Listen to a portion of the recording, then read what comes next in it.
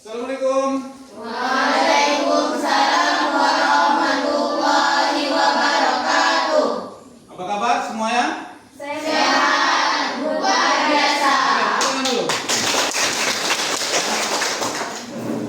Oke, sebelum kita belajar, marilah kita berdoa yang akan dipimpin oleh Ketua Kelas 11 MPLB.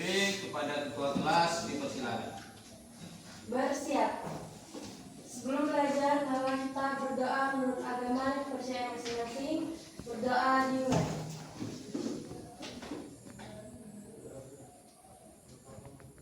Berdoa selesai.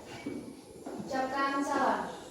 Assalamualaikum warahmatullahi wabarakatuh. Waalaikumsalam warahmatullahi wabarakatuh. Saya absen dulu ya pagi ini, yang hadir ataupun yang tidak hadir di kelas 11 MPLB.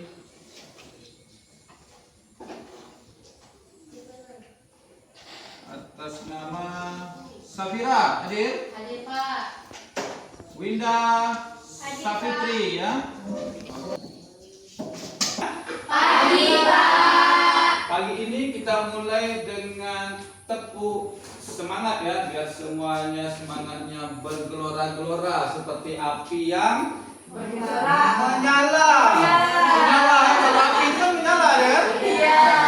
Kita tak jumpa api yang bergejolak, kita jumpa api yang menyala-nyala.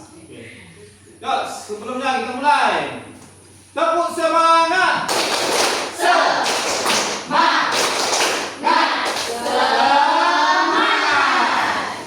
Oke, siswa semuanya, hari ini kita di kelas 11 MPLB mempelajari tentang ancaman ya, ancaman dan tantangan yang ada di Indonesia. Ancaman ini bisa datang kapan saja, ya, baik itu hari ini, besok, dan kedepannya. Ancaman itu ada ancaman bersifat militer, ya? Ancaman militer itu yang datang tentaranya, pelurunya, senjatanya, ya? Nah, seperti itu. Pada bab yang lalu kita sudah membahas juga tentang ancaman-ancaman yang terjadi ini. Ada juga ancaman non militer tadi, ya, yang saya sampai sebelumnya, dan ancaman yang non militer ini yang diserang apa kita? Pikiran kita, mindset kita yang akan diserang. Kemudian ada ancaman hibrida, ya?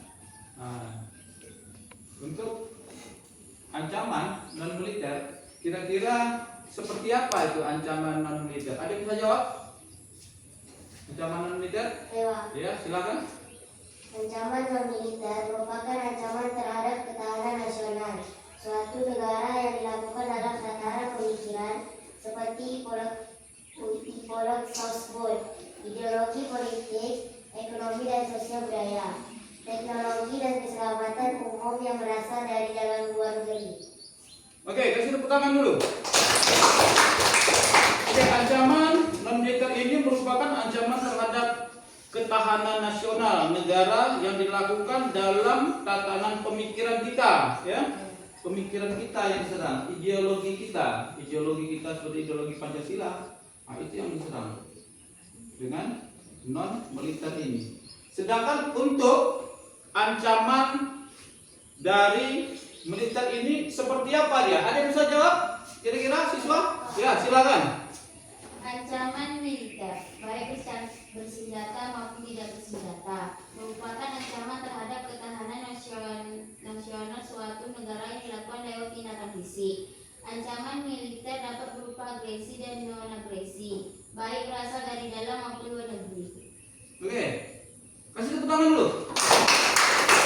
Ancaman militer ini ancaman yang bersifat fisik, ya, bersenjata, menyerang fisik, seperti agresi. Pernah negara kita kena agresi tidak? Pernah. Agresi militer Belanda. Satu. Ada berapa kali Belanda masuk ke negara kita? 2 kali. Ya, Belanda 1 dan negara Belanda 2. Yang serang memang fisik. Untuk ancaman hibrida dalam bentuk apa itu kira-kira ancaman hibrida? Ada yang bisa jawab? Ancaman hibrida? Oke, silakan.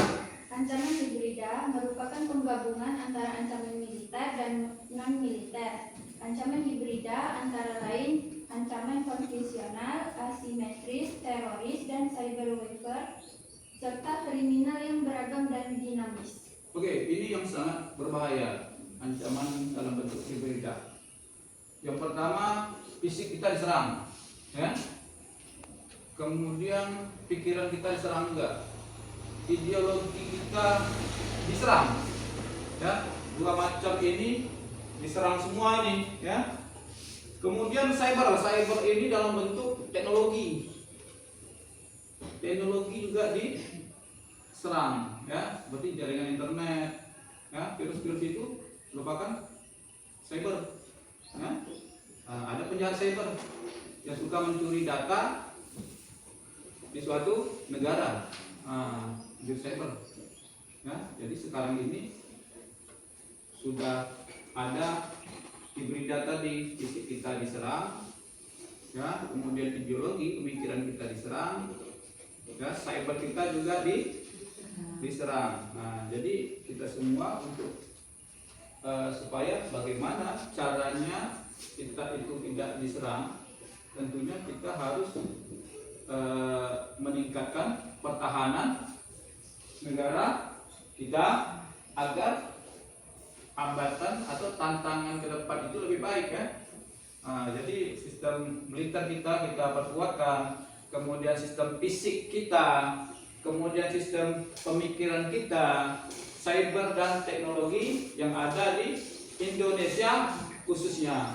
Kalau kita lihat di beberapa negara yang sedang berperang, ya, itu orang sekarang tidak menggunakan senjata dengan datang ke tempat, ya, orang menggunakan cyber, ya. Sekali tekan enter, bom sudah mulai keluar,